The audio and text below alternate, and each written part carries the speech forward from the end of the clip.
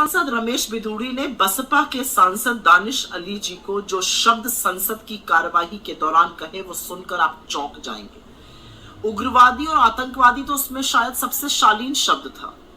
उनको मुल्ला, भड़वा, कटुआ ऐसे शब्दों से संबोधित किया गया और ये बिल्कुल साफ था कि ये शब्द सिर्फ दानिश अली को नहीं, उस पूरे समुदाय के आधार पर कहे जा रहे थे जहां से वो आते हैं। दो आपत्तिजनक बातें थी। जब रमेश बिधूड़ी ये सब बोल रहे थे तो उनके साथ रविशंकर प्रसाद और डॉक्टर हर्षवर्धन ऐसे अट्टहास लगा रहे थे मानो क्या गजब का चुटकुला सुनाया हो रमेश बिधूड़ी ने। और दूसरी बड़ी आपत्ति यह है कि एक सांसद को दूसरे सांसद ने वो शब्द कहे जो सड़क पर लड़ते हुए लफंगे भी एक दूसरे को ना कहे, और सभापति महोदय ने, लोकसभा के स्पीकर ने सिर्फ चेतावनी देकर छोड़ दिया।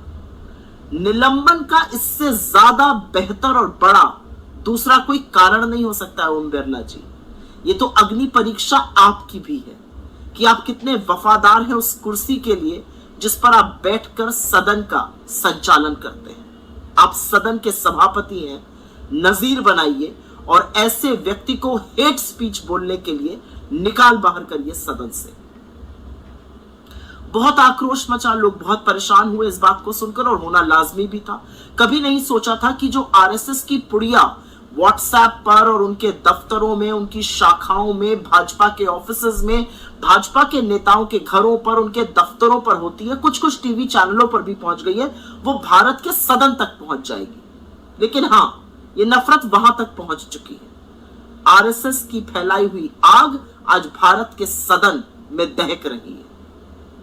तो खैर, लोग अचंभित हुए, मुझे रंच मात्र भी अचंभा नहीं हुआ, क्योंकि ये तो चीजें लोगों ने मोदी जी से सीखी है। जिस देश का प्रधानमंत्री कपड़ों से लोगों को पहचान ले, जिस देश का प्रधानमंत्री ये बोले शमशान कब्रिस्तान, जिस देश का प्रधानमंत्री चुनी हुई सांसद को, एक पार्टी की अध्यक्षा को कांग्रेस की विधवा बताए, एक मां को जर्सी गाय बता दे, उसी से तो ये शब्द सीखे जाएंगे।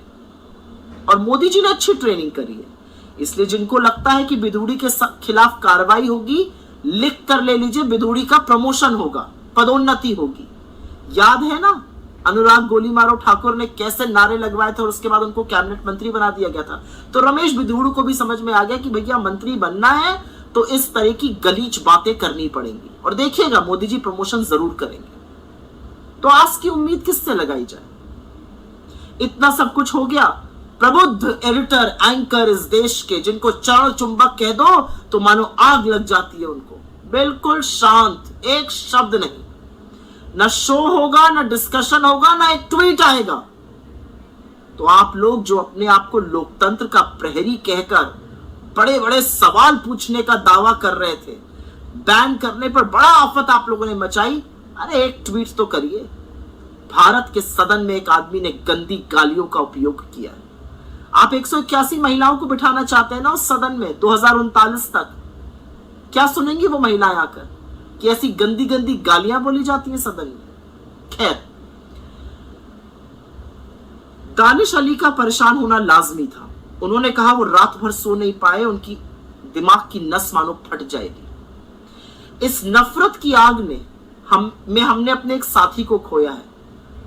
मुझे याद है राजीव त्यागी जी एक डिबेट करके हटे थे, उनको देशद्रोही तक कहा गया था उस डिबेट में, और उसके बाद उनकी हृदय की गति रुक जाने से मृत्यु हो गई थी।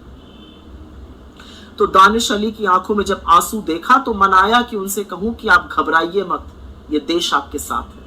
लेकिन उसी में एक रोशनी की उम्मीद जगी, क्योंकि हर बार जब अन्याय होता है तो जिस पर अत्याचार किया जाता है उसके बगल में खड़े भर हो जाना उस अन्याय का प्रतिकार है, और वो काम इस देश में सिर्फ और सिर्फ राहुल गांधी कर सकते हैं। वो यकाएक पहुंच गए दानिश अली के घर, उनको ढांढस बंधाया, गले लगाया और कहा विश्वास रखिए हम साथ मिलकर लड़ेंगे और साथ मिलकर जीतेंगे।